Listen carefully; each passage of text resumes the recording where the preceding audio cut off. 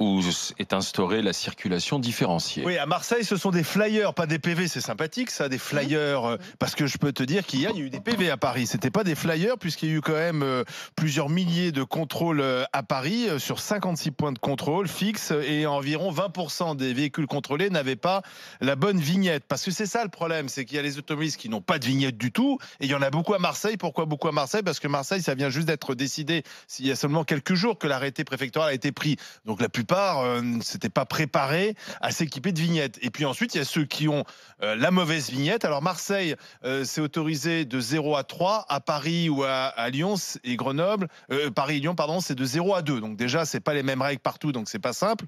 Et là, il y a beaucoup de Parisiens, de Franciliens surtout, qui ont décidé de continuer à rouler malgré les interdictions. Pourquoi? Parce qu'on les a entendus, parce que j'avais un rendez-vous chez le médecin pris il y a 6 mois, et qu'est-ce que je fais ce jour-là? Parce que je dois aller travailler et que je prends le risque de payer le PV qui coûte 68 euros plutôt que de louper une journée de boulot. Cette circulation différenciée, ça ne fonctionne pas. Alors la question qu'on vous pose, mes chères grandes gueules, pourquoi vous ne jouez pas le jeu? Tiens, autour de la table, Marianne, toi tu roules, quelle vignette? Moi je suis donc... bravo. Oui, mais alors j'attends... Citoyenne exemplaire, s'il vous plaît, bravo.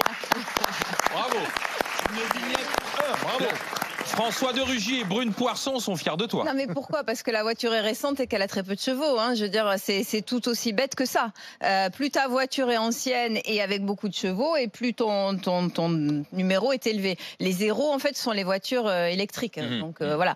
Mais en réalité, j'attends quand même, et j'aimerais voir ce que ça donne un PV sur quelqu'un qui n'a pas la vignette, mais qui pourrait bénéficier en fait d'un bon numéro, parce qu'il y a aussi des gens qui ne l'ont pas acheté tout simplement. Il y a énormément de gens qui se sont fait attraper parce qu'ils n'avaient pas acheté la vignette, parce que je trouve qu'à Marseille c'est très bien de faire de la pédagogie, parce qu'il y a beaucoup de gens qui ne savaient pas qu'ils devaient avoir cette vignette, et j'aimerais voir vraiment, alors là j'aimerais voir un PV mis et donné à quelqu'un qui en réalité pourrait être lui-même 1 ou 2 et donc aurait droit de circuler, mais qui simplement serait verbalisé parce qu'il n'a pas la vignette. Ça m'intéresse, parce que dans les contrôles qu'on a vus hier, les gens qui n'avaient pas la vignette, on ne se demandait pas quelle était l'année du modèle, rien du tout, on les verbalisait quand même. Tu es en train de dire, voilà, que ceux qui ne jouent pas le jeu, c'est pas forcément parce qu'ils ont envie de défier les autorités ou qu'ils ont des obligations, c'est simplement par ignorance aussi. Il y a ceux qui n'ont pas acheté la vignette qui pourraient en bénéficier, il y a ceux qui effectivement n'avaient pas d'autres solutions, et moi je trouve que les solutions... C'est pas défaut d'information qui manque. Nul n'est censé ignorer la loi.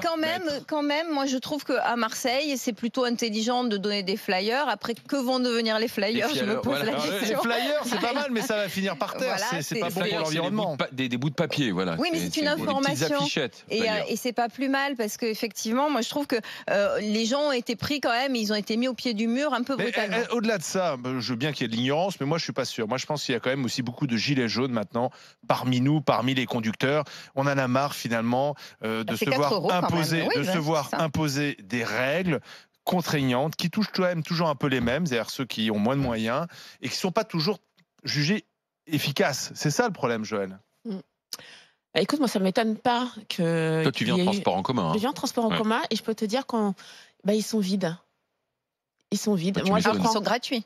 Non, c'est pas ça. C'est que moi, je prends la ligne 3, notamment le matin, ce qui est une ligne ultra encombrée. C'est-à-dire que quand vous arrivez à la correspondance de Saint-Lazare, là où c'est une gare, donc là où la banlieue arrive et commence à aller vers le Valois, vous attendez au moins 4 métros. Et je peux te dire que depuis lundi, j'attends pas 4 métros, parce que tout le monde prend sa voiture, parce que personne n'a envie d'être collé dans le métro quand il fait super chaud, parce que les métros sont pas climatisés, et donc personne n'a envie d'être collé à son voisin par 35 ou 38 degrés, et donc les gens ont pris leur voiture. Parce que tu as la clim dans la voiture en plus en général. Exactement, ils préfèrent être dans les bouchons mais être tranquille avec la clim, plutôt qu'être dans le métro et être voilà, comme dans une boîte de sardines en train de transpirer, dégoulinant. Et donc ça m'étonne pas de voir qu'il y a des embouteillages et que des personnes n'ont pas respecté. Parce qu'en plus, tu dis, je vais pas me faire contrôler. Il y a de grandes chances pour que je passe à travers les gouttes. Oui, parce que quand tu as le choix, quand il fait super chaud et que tu as le choix entre ta voiture et les transports en commun, tu te dis, je vais prendre la voiture. Donc, je suis pas... oui, parce que moi, j'étais à vélo, et parce que je me suis mise à faire vélo taf, là, ce qu'on appelle vélo taf. Et en fait, vélo taf? Oui, c'est-à-dire, tu prends ton vélo pour aller taffer. Ça s'appelle vélo taf. La novlangue. Mais je ne le fais plus, parce qu'il fait trop chaud, donc je prends ma voiture. Oui, d'autant plus que les les médecins, alors on est dans les messages totalement contradictoires. Les médecins nous disent la pollution à l'ozone, c'est pas bien, mais ils nous disent en même temps qu'il faut pas faire du sport quand il fait très chaud. Donc a priori, pas de vélo. Mais si on fait pas de vélo, comment on se déplace, puisqu'on n'a pas le droit de prendre sa voiture? Enfin, on a des messages très contradictoires en ce moment. On a du mal à s'y retrouver. Mais... Alors Nicolas qui m'écrit, cette circulation différenciée, c'est vraiment une différence sociale, c'est fabuleux. Oui. L'écologie, c'est de la flûte. La Twingo de 2005 ne peut pas rouler. En revanche, une voiture de sport neuve, oui. Je ne suis pas tout à fait sûr que la voiture de sport... Si, remarque. Ah bah si, la voiture de sport peut. C'est les voitures neuves, en fait, qui peuvent rouler. Ça dépend quel modèle, il ne faut pas exagérer. Oui. Monsieur Maître Gilles-William Goldnadel, tu es venu comment? Moi, je suis un privilégié qui a un chauffeur, donc je suis venu avec ma voiture. Oui, mais elle avait la bonne vignette quand même. Ah non, mais les règles ont été scrupuleusement respectées. Vous savez bien le citoyen civique et zélé que vous recevez aujourd'hui.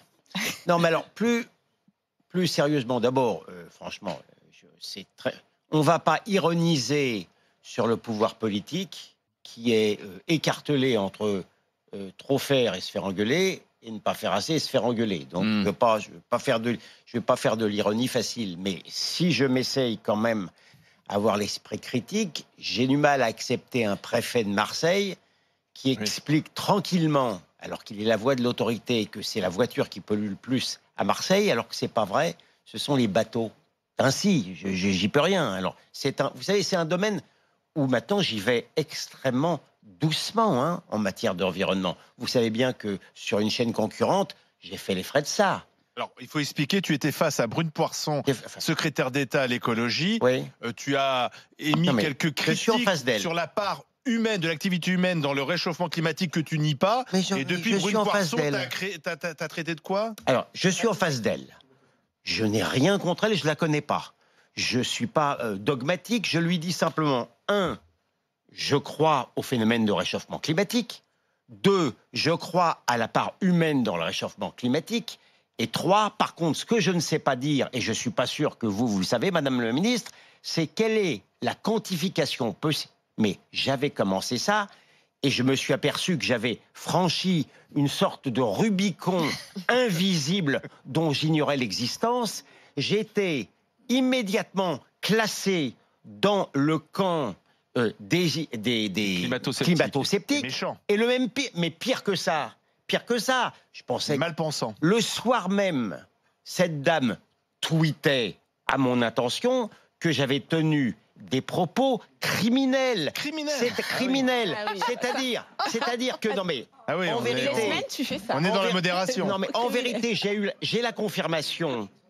Et en plus, je ne savais pas à quel point j'avais raison, parce qu'ensuite, je suis allé voir. Effectivement, il y a plein de scientifiques qui, à tort ou à raison, disent la part, il y en a qui disent, mais je ne sais pas. Moi, je ne sais pas. Je ne suis pas un grand connaisseur. Mais ce que je veux dire, entre la petite Thunberg, qui prétend pouvoir déceler, faire des miracles. La petite Scandinave qui donne des leçons. Elle décèle à l'œil nu la part de carbone. Donc elle fait des miracles. Oui, elle arrive à déceler le carbone à l'œil nu. Et Madame Poirson qui... Je savais pas ça. Pardon. C'est X-Men. Ah oui, elle décèle à l'œil nu. Donc elle fait des miracles. Et Madame Poirson qui excommunie ex cathedra, on voit bien qu'on n'est plus dans le domaine de la science ou de la politique. On est dans le domaine maintenant d'une religion intolérante et on ne peut pas contester même un dixième de la doxa. Mais en plus, tu contestais pas, si je comprends bien. Je contestais pas du tout. Ouais, c'est ça. Non. J'y connais rien. Je parlais en béotien, j'avouais que j'étais béotien. Oui, tu voulais juste connaître la part, en fait, de l'humain dans le réchauffement climatique. Cela dit, quand il fait très chaud, comme dans des épisodes exceptionnels, est-ce que c'est bien de continuer de s'agglutiner en voiture? D'où la circulation différenciée, puisqu'on nous dit que Paris, Lyon, Marseille, Strasbourg, là où il y a peu de vent, on a des pics de pollution. Mais est-ce que c'est vrai? Ozone. D'accord. Tu connais? Est-ce que tu es capable aujourd'hui de dire s'il y a eu un pic de pollution? Je vais te dire bêtement, moi, quand des scientifiques, des gens qui prennent des mesures, aujourd'hui, me disent. Est-ce que tu as? On me le dit depuis 2 jours. Non, je l'ai pas dit hier. Non, excuse-moi là. Est-ce que hier soir, tu as eu l'information d'Air Paris qui t'a dit la pollution à l'ozone est toujours là? Non, d'autant plus qu'il y avait du vent hier en région parisienne et le vent en général, ça disperse la pollution. Ce que je suis en train de te dire, c'est que bêtement, dans la mesure... Non. Bah donc Comme- on est dans Non, une. mais- Mais non, mais non, la mais- communication politique. Attends, Alors, moi, pas si dans on la me donne communication mais politique. si on me donne- permettez, si on me donne ouais, un là, document- là, si vous Non, mais attends, je permettez. finis. le Non, mais on, si on. c'est- Si, Ouais. attends. c'est pas Bruce Bah, Poisson. simplement, explique-toi je voudrais finir. parce que J'ai des autorités, une préfecture qui me disent, monsieur, vu la Monsieur situation. Vous ne prenez pas de voiture. Ça tombe bien, j'ai pas de caisse de toute façon. Mais Bon. ils Ça avertissent te la gêne pas population. beaucoup. Bon. Donc je me dis, eux savent. Donc la population, vu qu'on est dans un D'accord, mais phénomène Alain, d'accord, mais ça basique. c'était hier matin. Est-ce que hier Mais soir. puisque c'est reconduit, Alors, je me non. dis, ils ont encore Est-ce que les hier éléments soir- qui me disent Est-ce que tu les as eu? On les a pas eu. Le problème. Je veux dire, si on on n'a file pas des le taux, moi je bilan. suis incapable de les Non. lire de toute façon. Non. Donc je fais confiance aux sachants, Mais non, normalement. on n'a pas le bilan. Non, c'est un vrai problème. C'est une vraie question journalistique. On n'a pas le bilan précis de cette journée hier de circulation différenciée. Est-ce que le niveau de pollution a baissé? Ouais. On l'a reconduite avant même que la journée soit terminée, puisque dès 17h, on avait l'information que c'était reconduit. Alors, Ils vont Donc pas là. ça pose une question. D'accord, mais Bah, je ça ne pose vois une pas question, quand pourquoi même. ils la reconduiraient eux-mêmes Bah, j'en sais rien, sans il faut se poser avoir la les question. éléments. Ben non, mais attends, Mon alors, expérience, attendez. non, Attends, Marianne. Mon- Naïf. Mon expérience Peut-être. On est d'automobiliste. dans l'opération politique. Mon expérience d'automobiliste sur le périphérique ce matin, il était indiqué sur tous les panneaux lumineux pollution, donc en rappelant Oui. quelles étaient les vignettes. Par contre, normalement en temps de pollution, le périphérique c'est 60 et c'est pas 70. Voilà. Et bien aujourd'hui, on pouvait rouler à 70 Non, mais sur le attendez, moi, périphérique. je Donc c'est prétends. un truc de fou. Donc effectivement, je suis assez d'accord avec Olivier. On a quand même Non, un mais il y a souci. autre Ah, chose. écoutez, la discussion va c'est continuer, confusant. maître Gilles William, avec Marianne, Ah, on ne peut avec plus rien Joël. dire, là. Si, dans très exactement Ouais, 3 ouais, minutes. On Le craint- temps, on tu sais craint pourquoi ma parole. le temps pour moi d'accueillir Fabrice de la métropole lyonnaise. Bonjour mon cher Fabrice. Bonjour à tous, c'est GG, comment allez-vous? Oh bah écoutez, On va comme bien. vous pouvez voir, nous sommes en forme mon cher Fabrice. En plus on est au frais dans un studio climatisé qui détruit la planète. Et Fabrice, on vous offre 1000 € et des places pour le parc Astérix mon cher Fabrice. Oh, c'est génial, merci GG, merci à tous. Excellente journée qui commence. J'ai même plus envie de travailler avec ça. J'ai gagné ma journée. Ah bah ouais, ça fait votre journée ça mon petit bonhomme. Ah Petit oui. bonhomme. Bah tiens, vous êtes en voiture en ce moment Fabrice? Non, je suis conducteur routier en fait, je suis en camion. Ah ouais, c'est mieux. Vous oui, êtes c'est en encore camion. Bah oui, comment ça se fait que vous roulez là? Du Non, côté je me de- suis arrêté quand même. Comment ça se fait que je Non, roule? C'est normal, mais je vais- vais sauter. Je veux dire, vous Est-ce êtes que vous avez obligé- la bonne vignette? Vous êtes obligé de travailler de toutes les manières. Bien sûr, mais de toute façon, j'ai un camion dernier cri, donc il n'y a aucun souci. Donc, vous avez la il y a bonne aucun vignette. problème. Félicitations mon cher Fabrice, bravo. Bravo Fabrice, voilà les 1000 €, les places pour le parc Astérix. Bonne journée Fabrice, à bientôt. Fred est à Marseille. Bonjour Fred. Oui, bonjour les grandes gueules. Et dites-moi, monsieur Fred, vous avez la bonne vignette, vous avez tout ce qu'il faut là pour rouler à Marseille? Non, moi j'ai pas de vignette, j'ai rien. Ah bah vous allez nous dire pourquoi vous n'avez pas de vignette et vous roulez mon cher Fred. À tout de suite avec les GG, avec les grandes gueules, en direct sur RMC Story. RMC, 9h midi, les grandes gueules.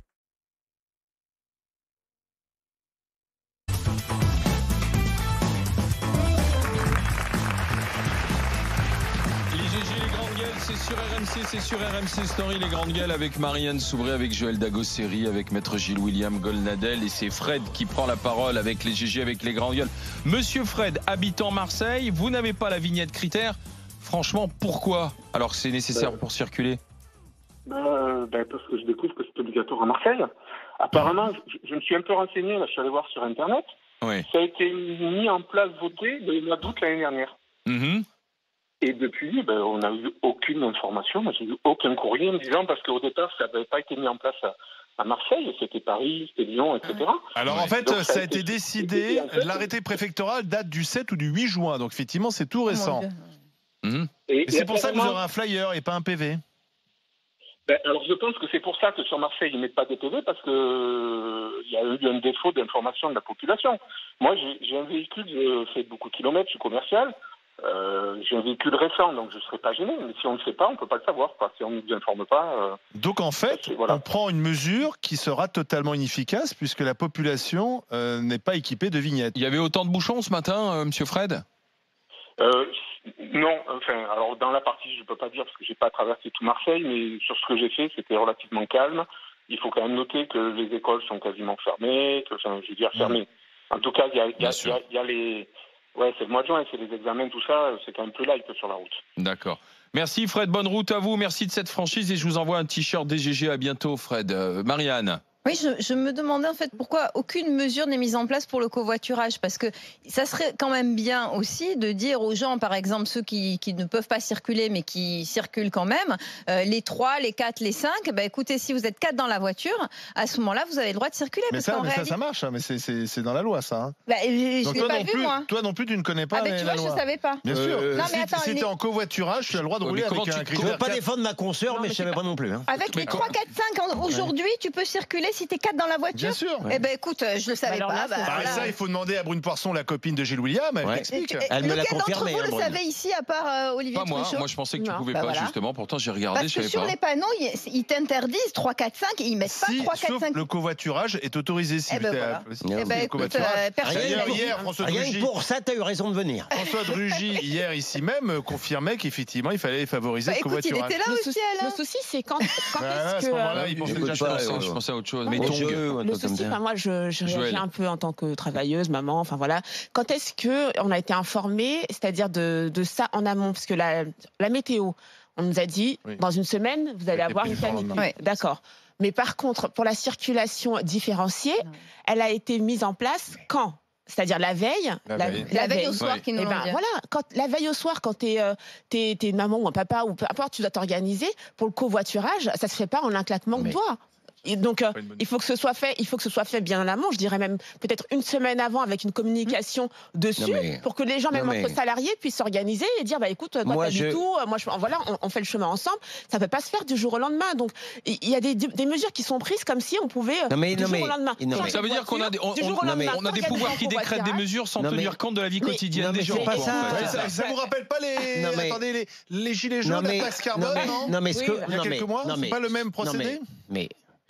Gilles-William Goldnadel. Je suis complètement convaincu qu'il y a une posture de gesticulation où, au regard du résultat des élections européennes sur les bons scores des écolos, le pouvoir actuellement, je ne sais pas si c'est pensé ou si c'est réflexe, est convaincu que même si ce sont des mesures impopulaires, le simple fait de montrer une manière d'autoritarisme écologiste va leur rapporter.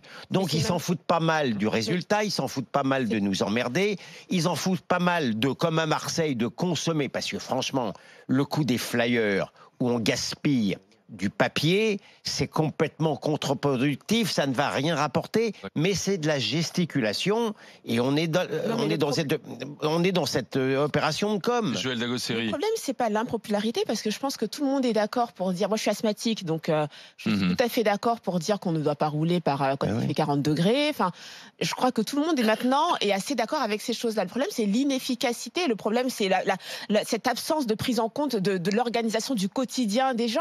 Cette absence de prise en compte des revenus des gens. Moi, quand j'entends que c'est 0 et 1 qui roulent ou 1 et 2 qui roulent, ça me fait penser au plafond de ressources. Autant dire, tel plafond de ressources aura le droit de rouler, c'est-à-dire, parce que moi, je travaille dans le logement social, donc nous, on réfléchit en termes de plafond de ressources. Donc, tel plafond de ressources aura le droit de rouler, et puis tel plafond de ressources n'aura pas le droit de rouler. Moi, je le vois vraiment comme ça. Ou alors... Ah ben c'est vrai, c'est-à-dire ceux qui ont les voitures les plus anciennes sont les gens les plus pauvres. C'est évident. Et ils habitent en général plus loin, donc ils sont obligés de prendre leur bagnole. C'est ça. Et si, comme effectivement, tu nous l'annonces, Olivier, on peut rouler à 4 ou 5 si on est 3 ou 4 dans la voiture, à ce moment-là, il faut faire une communication énorme dessus, parce que ces gens-là qui sont à 4 ou 5 ont besoin d'aller travailler. Ouais, tiens, on va aller du côté de l'Ardèche, retrouver Christian. Bonjour Christian. Oui, bonjour les grandes gueules, comment allez-vous ? En pleine forme, mon cher Christian. Dites-moi, vous, du côté de l'Ardèche, je suppose qu'il n'y a pas de restriction de circulation, là. Ça se va, ça ? Écoutez, non, à l'Ardèche, nous, pour le moment, ça va. Bon, est-ce que vous avez regardé quand même, si jamais vous devez vous déplacer vers certaines villes où il y a la restriction de circulation, est-ce que vous avez regardé votre vignette, si vous avez une bonne vignette critère ou pas ? Christian. Mais pourquoi il nous a appelé Christian ? Christian, on l'a perdu. Il est resté sans voix. Non. Là, il est resté sans voix. Non, Christian, il voulait attirer notre attention sur la vignette critère. C'est-à-dire qu'aujourd'hui, elle est livrée avec certains constructeurs te la donnent quand tu achètes ta voiture. Seulement, il n'y a pas d'information. Donc, c'est ce qu'il voulait nous dire. Il dit qu'il a découvert sa vignette critère en regardant les papiers. Il ne savait pas ce que c'était que cette vignette critère. Donc, il y a un manque d'information aujourd'hui autour de la vignette critère. C'est ce que voulait nous dire Christian, au-delà du fait qu'il habite dans un très beau département, qui est celui de l'Ardèche. C'est pas parce que tu habites à la campagne que tu n'es pas concerné, parce que si tu dois aller ce jour-là, c'est ce que je vais lui dire, à Grenoble, Marseille ou Paris, il faut qu'il y ait la bonne vignette. Vous êtes là ? Oui, je suis là, oui. Ah, ok, on vous a retrouvé. Donc la vignette Oui, tout à critère, fait. mon cher Christian, allez-y. Alors, justement, moi, ce que je voulais signaler, c'était par rapport à la communication et aux informations. J'ai acheté une voiture, pour pas citer un Duster, il y a 3 ans. Ouais. J'ai fait l'échange parce qu'avant, j'avais une Stippo Sandero. Quand j'ai acheté la voiture, j'ai vu dans mes papiers, en regardant par hasard, je dis bien que j'avais la vignette. C'est-à-dire que le commercial nous avait pas stipulé à ma femme et moi que avec la voiture était donné le papier, dans tous les papiers, la vignette critère 2, où c'est que je peux rouler. Si je regarde pas mes papiers correctement et tout, je ne le savais pas. Ce qui est vraiment dommage. Oui. Vous saviez qu'il faut une vignette quand même, non? Oui, je savais qu'il y avait une vignette, mais je savais pas que le constructeur, le commercial aurait pu me dire, Le donnait, vous avez la voiture, dedans, vous avez déjà la vignette. Donc il y a plutôt une bonne idée d'ailleurs de livrer avec la vignette. Pour rien. Donc il y a un petit défaut d'information, quoi, quand même, Christian. Alors, comme tout à l'heure, ce que disait votre collaboratrice, on n'est pas au courant que si on fait du covoiturage, eh ben, on a le droit de rouler avec le 1, le 2 ou le 3. Le covoiturage, en fait, c'est une dérogation.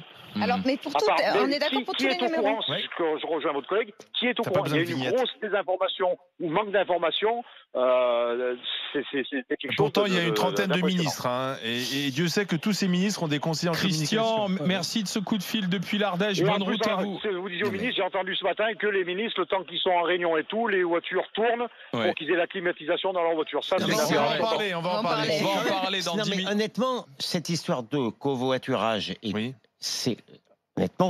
faut être irresponsable au plan gouvernemental plutôt que d'emmerder le monde, plutôt que d'emmerder le monde quand même, ou de pénaliser les gens ou incompétents de ne pas faire savoir ça. Pourtant, le gouvernement nous explique qu'il faut boire de l'eau, il faut fermer les volets. Il faut boire, voilà, c'est ça. Il ne faut pas faire de sport. Alors, on va retourner du côté des Bouches-du-Rhône, retrouver la sénatrice des Bouches-du-Rhône, la sénatrice socialiste Samia Ghali. Bonjour, Madame Ghali. Bonjour. Bonjour, bienvenue. Comment ça se passe du côté de Marseille aujourd'hui, là, avec la circulation différenciée? Vous avez une idée ou pas, un petit retour d'expérience? Écoutez, moi je suis sortie ce matin, je peux vous dire que j'ai vu aucun changement, c'est-à-dire qu'il y a autant de véhicules que d'habitude, donc il n'y a pas moins de véhicules qu'à la normale. Et souvent les Marseillais, ce que vous dites, c'est-à-dire que personne n'est au courant de comment ça fonctionne, comment on récupère une vignette. On l'a mis du but en blanc, et ce que je regrette, c'est qu'on n'ait pas fait une préparation au plan canicule avant le jour de la canicule. C'est-à-dire qu'aujourd'hui, les policiers vont distribuer des flyers, des tracts, ils vont devenir des agents qui vont distribuer des tracts, alors qu'on aurait pu faire un travail en amont tout au long de l'année, parce que le pic de pollution, on l'a pas que l'été, hein. C'est important de le rappeler aussi, hein. Les pics de pollution, on l'a aussi l'hiver. C'est pas que la canicule. Donc on est dans l'improvisation. On est dans l'improvisation. En fait, on est dans la réaction un peu improvisée, dans l'urgence, et pas toujours d'ailleurs très efficace. En fait, il faudrait toute l'année expliquer aux Français comment, vous savez, comme quand on vous fait des simulations de feu dans des entreprises, dans des écoles, pour vous préparer. Là, c'est pareil, il faut qu'on soit préparé au pic de pollution, parce que malheureusement, on en aura de plus en plus. Et il faut que, quelque part, dès qu'on puisse, vous savez, comme la météo, quand on regarde tout sur nos smartphones pour voir quel temps il va faire toute la semaine, et bien savoir qu'à ce moment-là, on peut avoir des pics de pollution. Et à ce moment-là, on adapte notre comportement à ces pics de pollution. Oui. Maître Gilles-William Goldnadel. Chère Madame Ghali, c'est William Goldnadel. Oui, bonjour. Vous allez bien?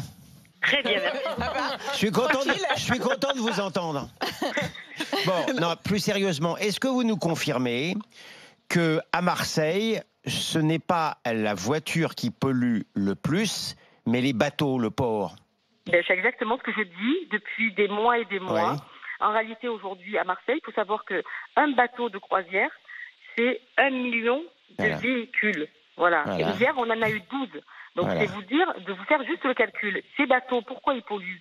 Parce qu'en réalité, il n'y a pas d'électrification des quais dans le port, à part la méridionale, mais ça, c'est les ferries. La méridionale a électrifié, et franchement, ils ont joué le jeu, ils ont électrifié leur quai et leur bateau. Sauf que les autres bateaux de croisière n'électrifient pas, il n'y a pas d'électrification des quais, et il n'y a pas d'électrification des bateaux, et surtout, dans les derniers kilomètres, n'utilisent pas, il pourrait changer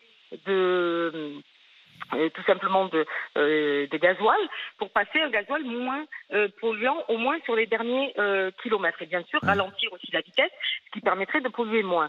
Tout ça, ils n'ont aucune contrainte, aucune obligation, on leur demande rien, et du coup, on se retrouve avec des bateaux qui polluent beaucoup plus que la voiture. Mais attendez, Madame Galli, c'est-à-dire que donc, jour de pic de pollution, il faudrait d'ailleurs vérifier s'il y a vraiment un pic de pollution à Marseille, on n'a pas l'information, mais jour de pic de pollution présumé, on interdit donc aux automobilistes marseillais de prendre la voiture, mais les croisiéristes peuvent continuer à occuper le port. Complètement. Donc c'est 2 poids 2 mesures. Je vous confirme, donc c'est 2 poids 2 mesures, mais surtout que, en plus, eux polluent réellement. Je veux dire, en plus, les bateaux, c'est reconnu, c'est pas moi qui le dis. C'est des organismes d'ailleurs d'État. Puisque Nicolas Hulot, avant de partir, a fait faire une enquête à ma demande sur la pollution du trafic portuaire. Et je vous confirme que le trafic portuaire pollue aujourd'hui à Marseille énormément. Merci Madame la sénatrice, merci Madame Galli d'avoir été avec nous. Moi je propose que les navires de croisière, ils s'amarrent à 5000 et que les touristes ils viennent à la nage ensuite visiter Marseille, tu vois. Tu fais un peu de sport. Alain, tu rigoles avec ça, mais regarde Venise, c'est insupportable. Et à Marseille, Madame Galli a raison. Si c'est un jour de pollution, ils viennent pas. Tu te rends compte que c'est combien elle a dit 1 million de voitures. Donc ça pollue comme 1 million de voitures. T'en as eu 12 hier, donc ça fait 12 millions de voitures. Enfin, il n'y a pas 12 millions de Marseillais en voiture aujourd'hui, tu vois. Donc c'est ridicule. Alors, un scandale. Il y a une donnée qui est intéressante aujourd'hui, c'est avec ces pics de pollution. Il faut regarder le parc automobile français. Et on s'aperçoit que le parc automobile français, c'est un parc qui est assez vieux, le parc automobile français. Et figure-toi que dans certains départements comme les Ardennes, admettons qu'il y ait un pic de pollution aujourd'hui dans les Ardennes, par exemple, et qu'on demande la vignette critère, eh bien, tu as 40% du parc qui devrait être à la casse dans les Ardennes aujourd'hui. Ça fait 99 000 véhicules. Ce qui, aujourd'hui, donc, pose problème, c'est le pouvoir d'achat, c'est comment tu changes de voiture. La prime à la casse, elle marche correctement, mais ça ne marche pas assez pour qu'on puisse, si tu veux, dans l'ensemble, que les Français dans l'ensemble puissent changer de véhicule. Et justement, les véhicules, vous allez voir les véhicules des ministres. Ou se passer de véhicules, parce que dans les grandes villes, l'idée c'est quand même de se passer de plus en plus de véhicules. Sauf qu'aujourd'hui, qui peut vivre dans un centre-ville à Lyon, à Marseille ou à Paris, c'est un cadre supérieur. Le cadre supérieur, en fait, finalement, ces mesures sont soutenues d'ailleurs par les électeurs de Macron ou d'Anne Hidalgo. Et d'ailleurs, c'est ce que disait le président de la Seine-et-Marne, à Paris, très bien, c'est 30% qui votent écolo, mais moi, chez moi, c'est 30% qui votent Rassemblement National. Est-ce que je peux faire remarquer de manière plus générale qu'on est dans une incohérence totale? Est-ce que je peux faire remarquer que maintenant, les derniers véhicules diesel polluent moins? Est-ce que je peux faire remarquer que quand je vois, par exemple, les écolos allemands manifester contre le charbon, et ils ont bien raison, il n'y a pas plus polluant que le charbon, ce sont ceux, justement, qui ont détruit, sans aucune précaution, l'industrie nucléaire allemande, ce qui fait qu'ils sont obligés de faire de l'électricité avec du charbon. Est-ce que tout cela n'est pas totalement incohérent? Dans un instant, justement, la cour de l'Assemblée nationale, des ministres qui sont dans l'hémicycle pour défendre l'urgence écologique, mais les chauffeurs laissent tourner les voitures. C'est la vidéo de François Ruffin qui provoque pas mal de réactions sur les réseaux sociaux, et on en parle dans le monde de Macron. RMC jusqu'à midi.